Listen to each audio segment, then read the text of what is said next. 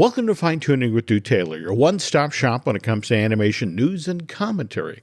I'm Drew's co-host, entertainment writer Jim Hill, and he and I are recording this week's show on Tuesday, December 13th, 2022, which I know is kind of late for Mr. Taylor and myself, but a couple of reasons we're recording this episode so late. First of all, the teaser trailer and poster for Spider-Man Across the Spider-Verse dropped at 9 a.m. Pacific time today.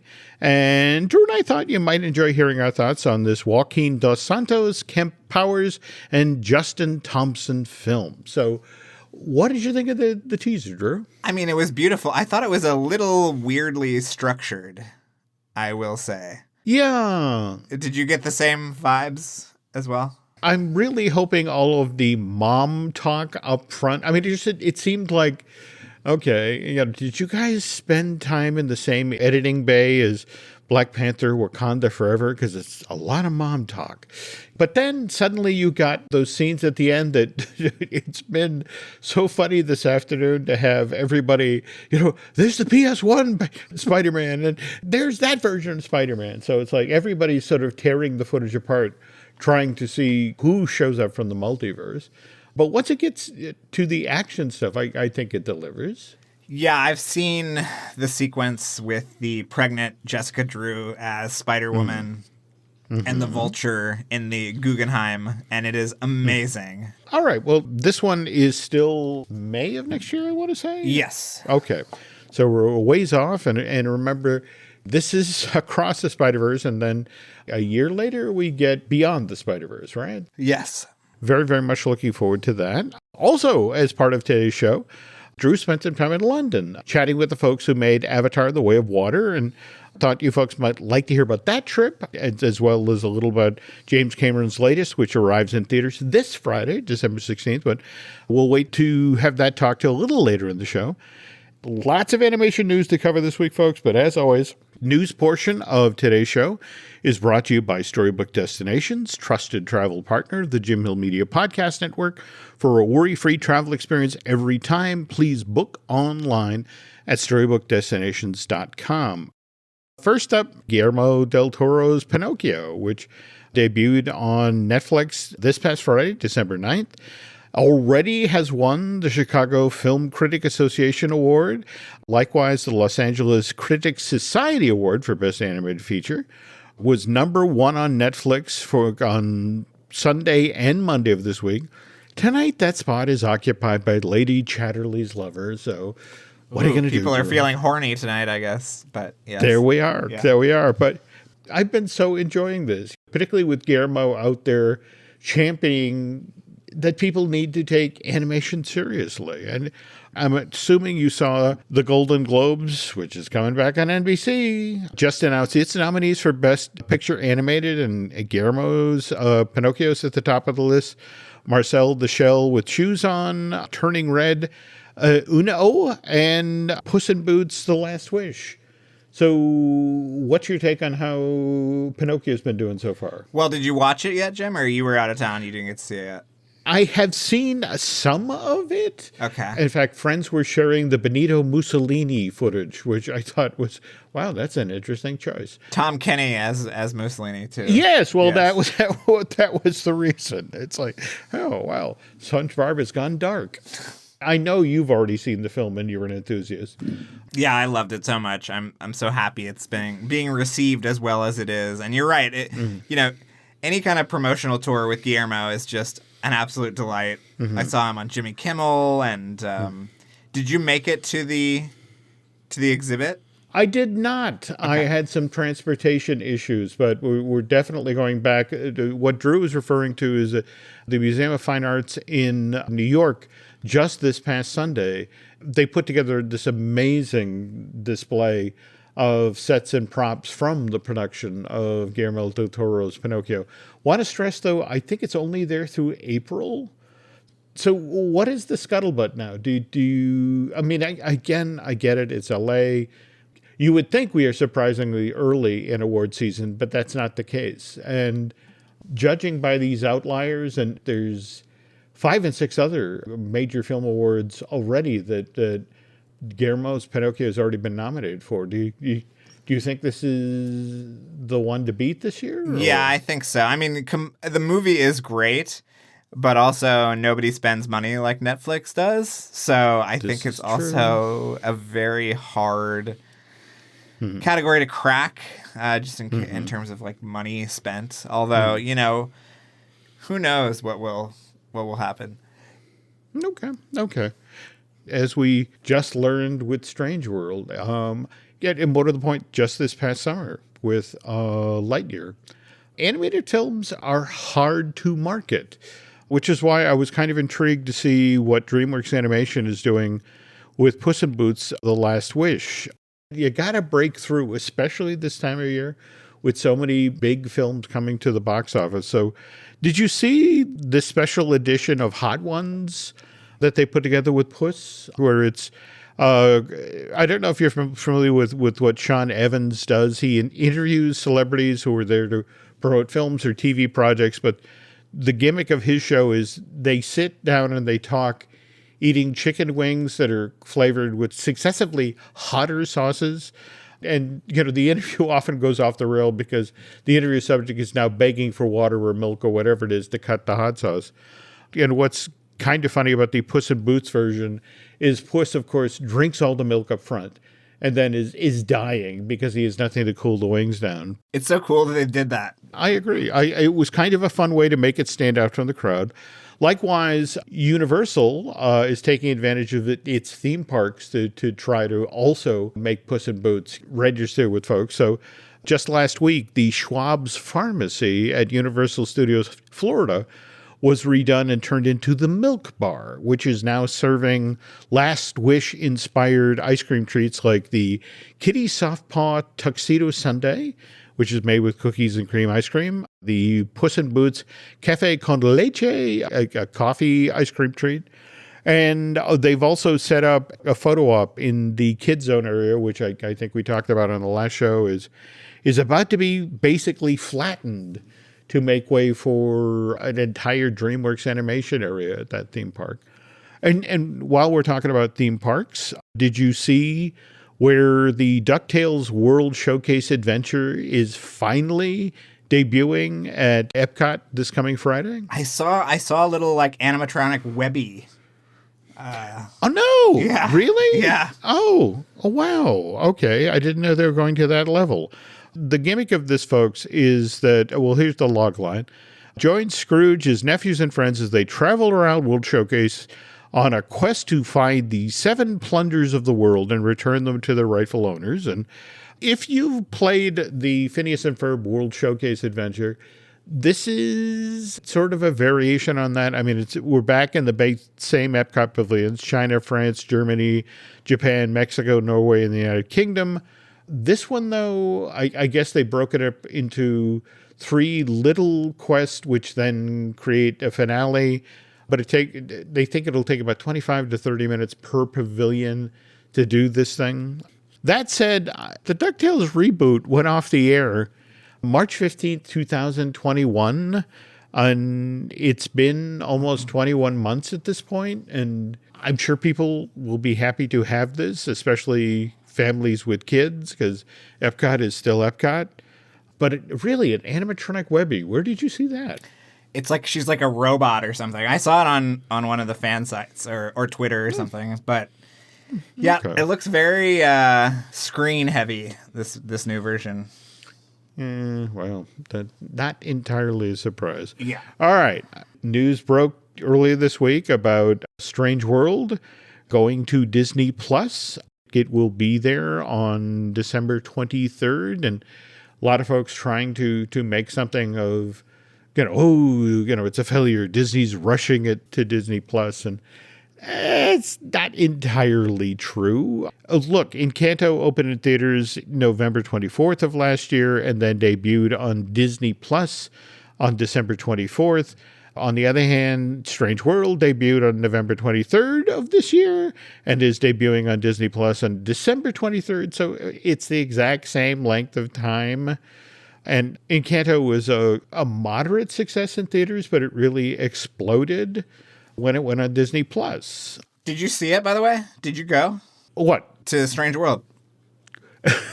No. Oh, my God.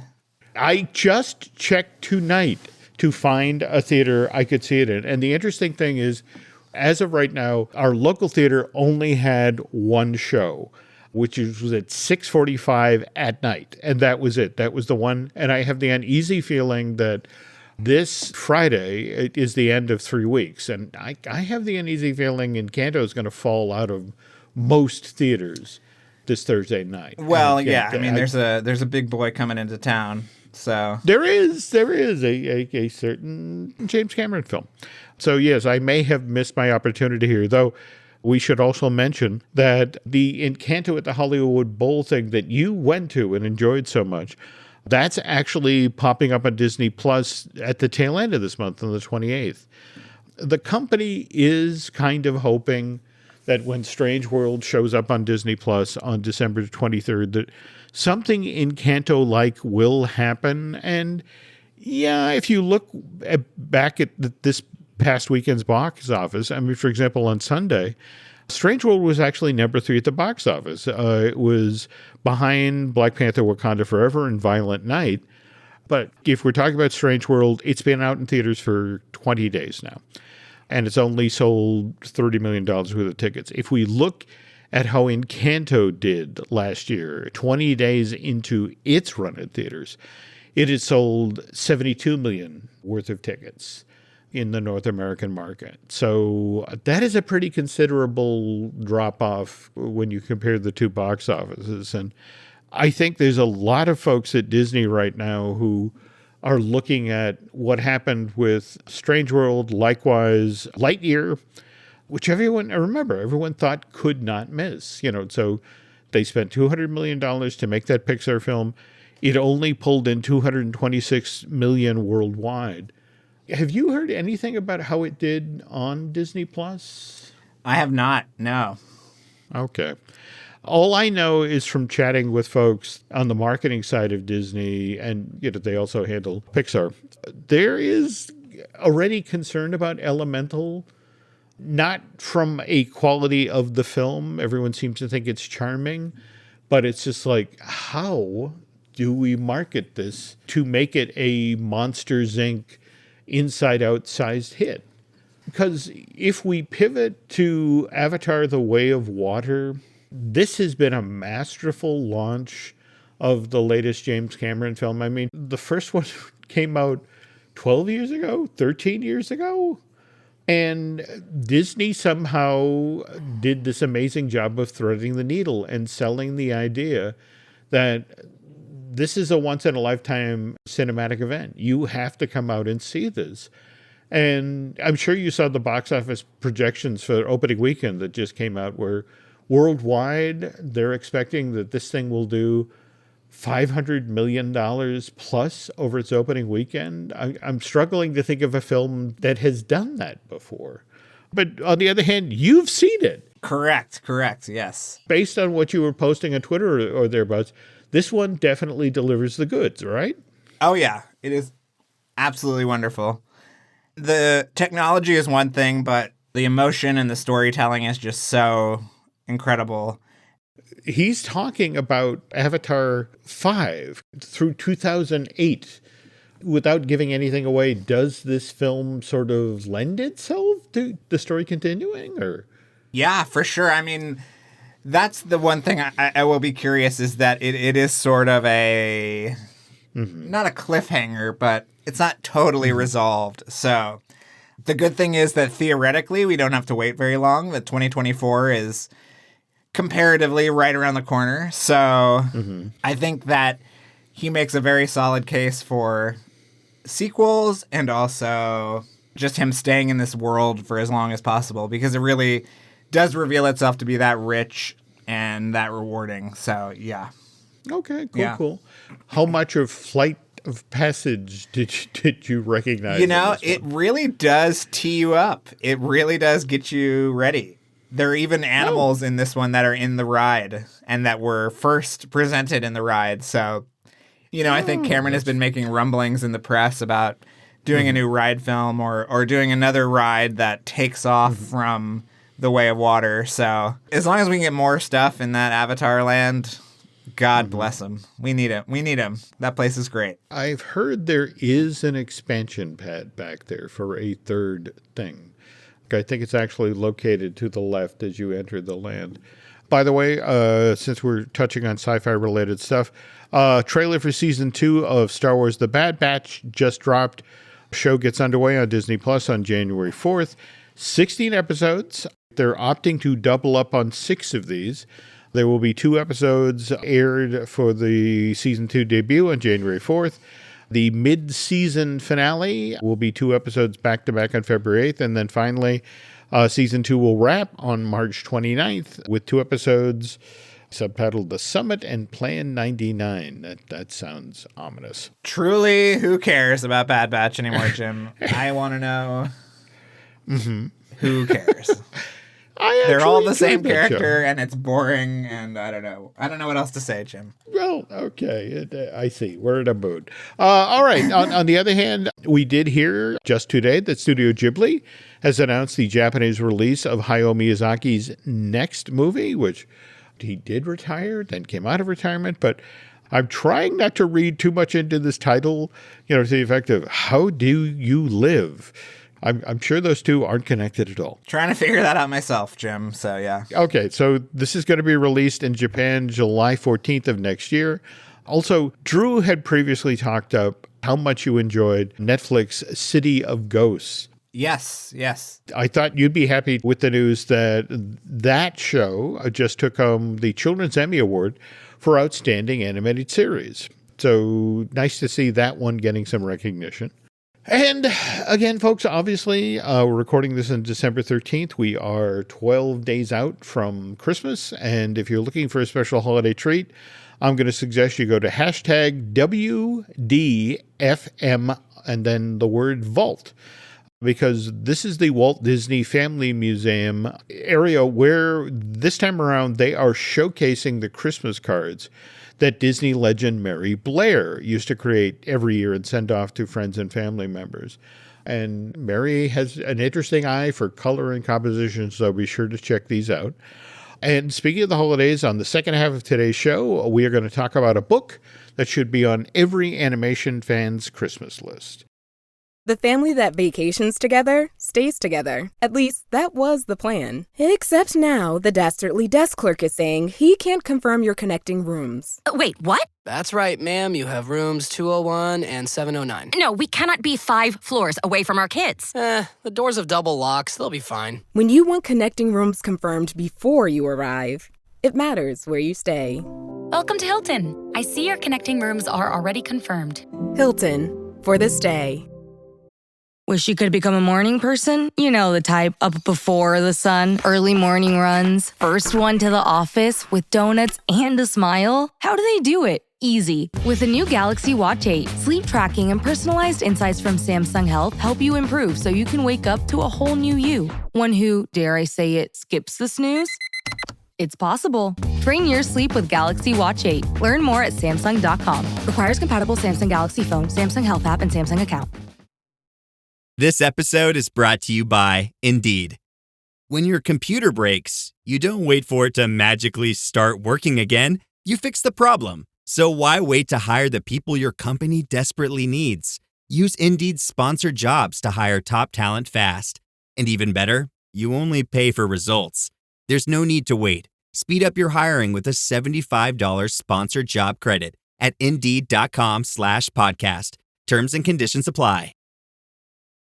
We were just talking about Christmas-related stuff and following up on last week's episode where we got talking about the 25 Days of Christmas programming event that's done over at Freeform. And I threw out there that I thought it was interesting that the Santa Claus 2 never seemed to show up in the lineup over there, that you get the original Santa Claus and then you get Santa Claus 3, but not Santa Claus 2. And kind listener Ted Witkowski reached out and explained, not exactly sure how it happened, but FX wound up getting the rights to Santa Claus 2. So Freeform, for a number of years, was contractually restricted from being able to show the second of the 3 Santa Claus movies over in Freeform. So mystery solved.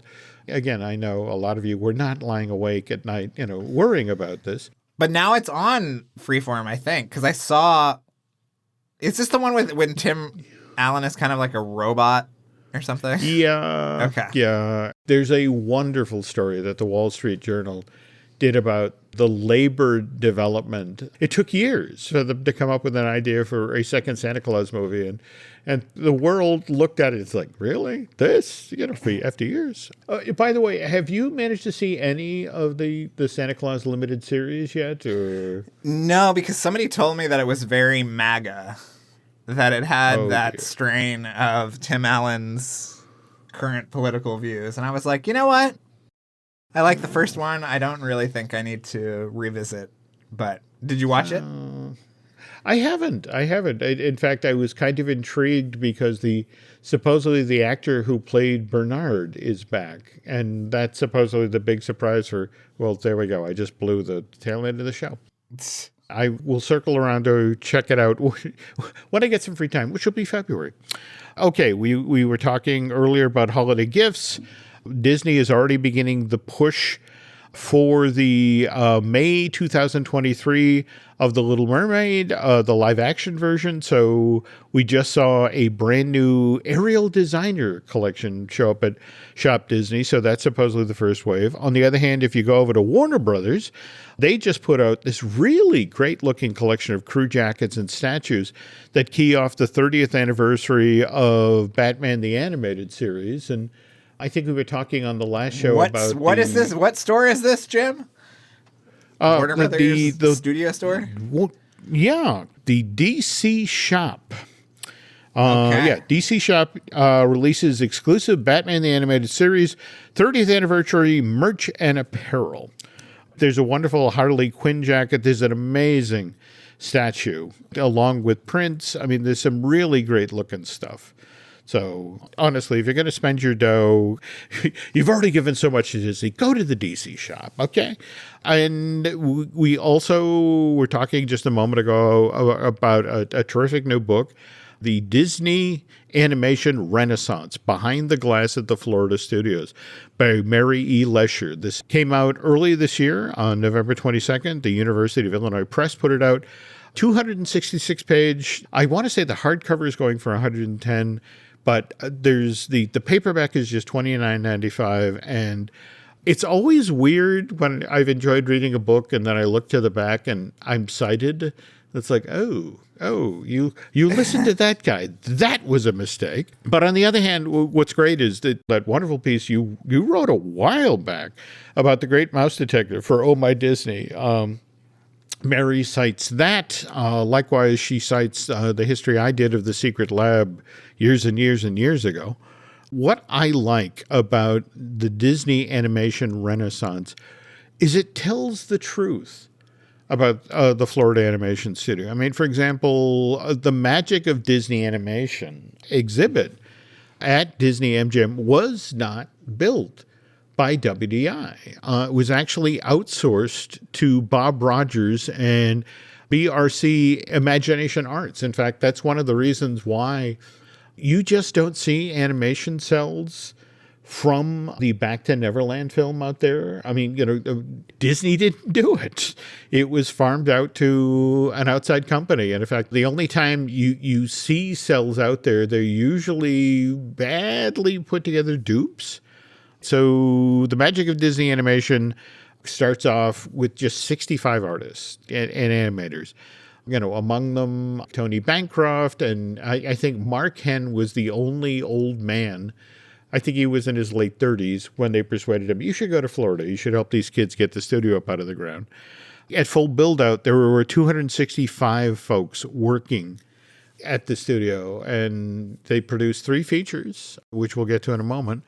But, when it first opened up, May of '89, you could walk in and visit the fishbowl and look down at all of the artists and animators who at that point, this was really just sort of a tassel on the flag of Disney animation. I mean, what was it? The first thing they made there was Roller Coaster Rabbit that went out into theaters in June of '90 along with Dick Tracy. And immediately after that, the folks in Florida are like, well, what else you got us to do? And in this case, it's like, well, we could use your help with finishing Mickey Mouse and the Prince and the Pauper. So that went out that year in November of 1990, attached to The Rescuers Down Under. By the way, Prince and the Pauper was the very last Disney animation project done using cell animation. From that point forward, it was all caps. In the same night, Jim, you would see cell animation and then caps when Rescuers Down Under came on. I mean, what an amazing night at the cinema. I remember that very vividly. Do you remember what they did between Prince and the Pauper and The Rescuers Down Under? That they had that weird countdown clock. You know, to the effect of, hey, you know, we're going to give you 5 minutes to go to the bathroom and buy more snacks. But there was this really fun countdown. I've been looking for that countdown clock for years. Anyway, if you jump ahead to 91, the mothership in Burbank farmed out the Kill the Beast scene from Beauty and the Beast to Florida. And they handed the rough stuff in, and Florida is like, what's the deal with, or California, what's the deal with this crap? And it's like, this doesn't look anything like our characters. And it turns out they had the wrong set of model sheets.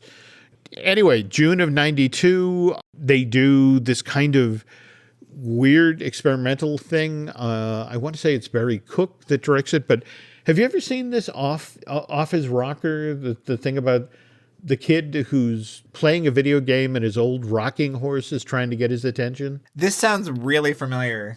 It went out to theaters in front of Honey, I Blew Up the Kid, but then just kind of disappeared.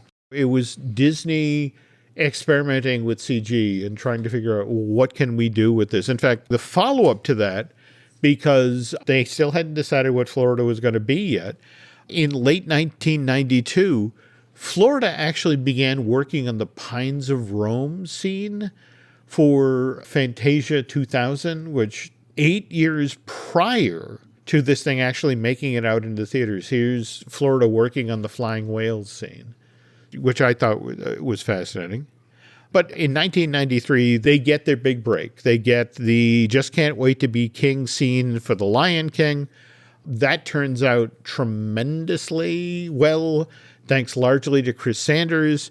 And so in the same window of time, Peter Schneider, the then head of feature animation, is like, okay, they do good work down in Florida. Let's find these guys a standalone movie that they can produce there. And initial development on the story for what at that time was called China Doll and then The Legend of Fa Mulan begins. But it takes till 96 till finally the folks in California are like, yeah, you can make a film on your own. But they then turn around and give them a locked-in release date of the summer of 98. And they deliver the goods. That arrives in theaters June 5th, 1998. And what a lot of people don't remember is there had been a real fall-off in the box office for Disney animated features in the 3 years previous. I mean, Lion King had made giant money, but then almost like a set of stairs, you could watch the box office fall off for Pocahontas, Hunchback of Notre Dame, and then Hercules. But Mulan was the first one to turn this trend around, which you'd think would be, oh, okay, these guys know what they're doing. Let's give them an animated feature to do. Not the case. While they dithered in California, trying to figure out, well, what does Florida do next? They did a couple of shorts. In fact, you can go on YouTube right now and catch How to Haunt a House. This was directed by Aaron Blaise. It was animated by the folks in Florida. Didn't run in theaters, and it actually ran on the Mickey Mouse Works television series. But that came out in October of 99. And then the very next year, we got a intended for theatrical release, John Henry, which was directed by Mark Henn. But there's some wonderful stories in this book about this is when the first aspects of political correctness start to dog the Disney animation. For example, there was a character in this in this feature called Shadow Man. And he was the one who ran the steam engine that was competing with John Henry. And the thing is, with this character who's always supposed to be in shadow, and the only way you could see him is by the light of his cigar. But midway through production, somebody sort of raised their hands. It's like, well, smoking is a bad thing. Does he have to smoke? And it's like, well, he's the shadow man. He's going to be in the dark if we don't, completely in the dark, if we don't give him a cigar. But he still got cut from the film. Jumping ahead now, by June of 2002, they finally figured out what Florida should be doing. And we got the wonderful Lilo and Stitch. And then some 18 months later, we got Brother Bear, which arrives in theaters November of 2003. That's where all of the problems that are happening in California sort of manifest themselves in Florida. There were a lot of people second guessing what should be done with this movie. I mean, for example, Lion King apes the storyline of Hamlet. So for a time, the notes that were coming from California to Florida were to the effect of, hey, that Brother Bear thing, what would you think of modeling the story of that movie on Macbeth? Just, hey, Hamlet, Lion King worked out. And there was this weird period where Coda had a father, then Coda had one brother, then Coda had two brothers, then Coda had no brothers. But that movie eventually makes it out into theaters in November of 2003, and they're already working on the film that's supposed to follow that, which, how many different titles did this one have, Drew? There was Angel and Her No Good Sister and My Peoples. And when they shut down production, it was called A Few Good Ghosts. But that was going to be a hybrid film. That was going to be CG folk art characters that came to life and hand-drawn human figures, sort of carrying the story. And not 4 months later, they announced on January 12, 2004, that Disney would be closing its satellite studio in Florida. In fact, it closed all of its studios around the world except the one in California. And it was sort of the come to Jesus moment. Let's get all of our best animators and artists under one roof and see if we can figure out how we're going to fix feature animation. And the fix actually happened 2 years later when Disney bought Pixar and put John Lasseter in charge.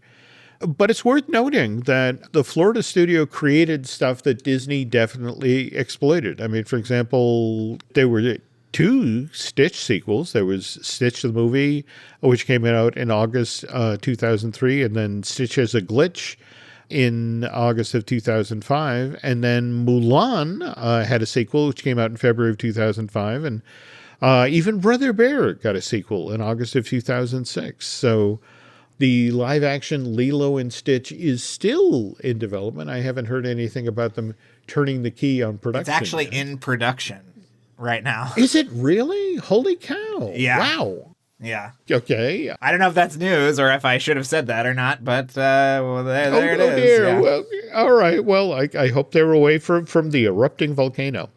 But anyway, again, if you're looking for something to get the animation fan on your Christmas list this year, Mary Lesher's The Disney Animation Renaissance is a great look beyond the glass at Florida Studios. And speaking of gifts, now, Drew, we're going to talk about the cake, which you and Charles Hood shared pictures of. Can you explain the significance of the cake?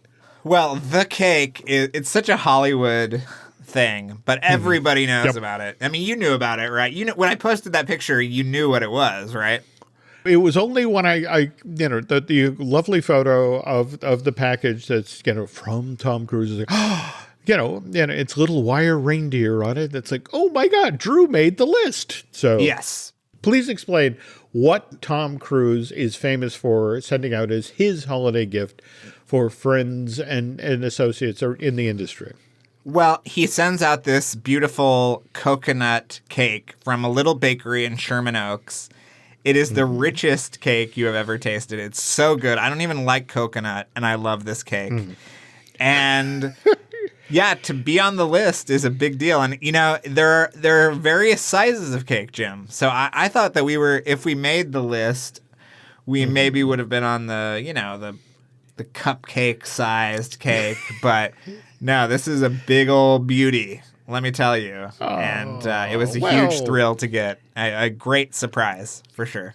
you and Charles have done great work with the Light the Fuse podcast, and I'm sure Mr. Cruz himself has to be a fan at this point, given what a wonderful job you guys have done covering the Mission Impossible movies. And speaking of which, folks, that's not the only reason you should be listening to Light the Fuse. I mean, it not only touches base on those films, it also talks about the John Wick series, likewise Top Gun, and its sequel, Top Gun Maverick.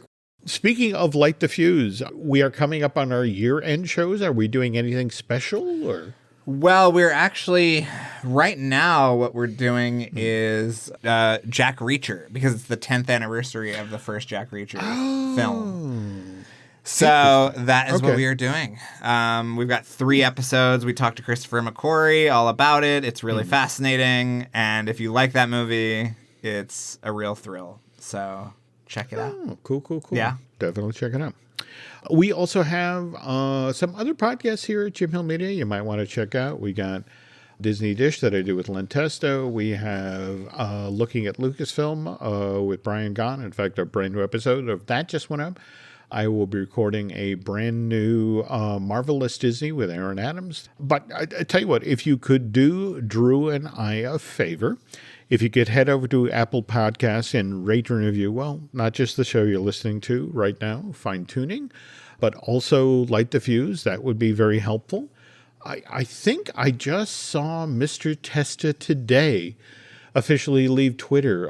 Did you see the message he posted? The Douglas Adams quote. Oh, yes. Yeah, goodbye and thanks for all the fish. You're still hanging in there, right? Or at Twitter? I'm still here, Jim. Where am I going to go? You know what I mean?